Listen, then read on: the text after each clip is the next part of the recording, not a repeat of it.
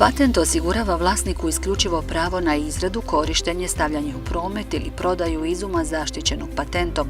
U pravilu ne može trajati dulje od 20 godina od datuma podnošenja prijave. Protekom tog vremena patentirani izum postaje javno dobro, svakom dostupno za upotrebu. Patentom se ne štiti ideja, nego konkretno rješenje nekog tehničkog problema.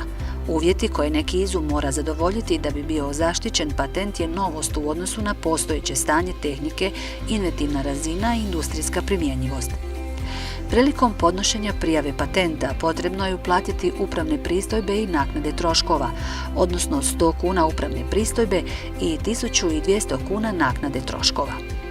Troškovi objave prijave patenta i održavanja patenata prve 2 godine uključeni su u ovu cijenu. Nakon objave slijedi postupak ispitivanja, čiji troškovi, ovisno o odabiru ispitivanja, mogu iznositi 3900, 2000 ili 1000 kuna, a upravne pristojbe istim slijedom 100, 80 ili 60 kuna. Ako se prizna patent, nositelj prava dužan je svake godine uplaćivati naknadu troškova održavanja.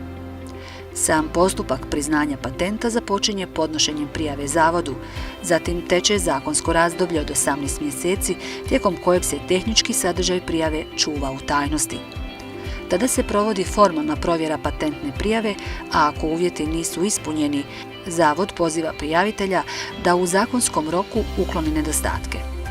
Prijava se nakon 18-mjesečnog razdoblja objavljuje u Hrvatskom glasniku intelektualnog vlasništva i nakon objave je dostupna i u bazi podataka na web stranici zavoda.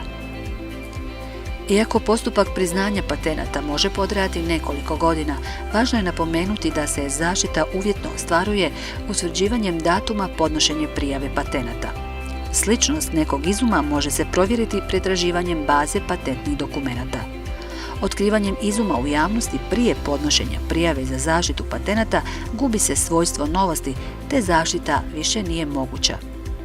Stoga, ukoliko razmišljate o patentnoj zaštiti izuma, obavezno podnesite prijavu patenata prije bilo kakvog predstavljanja izuma u javnosti.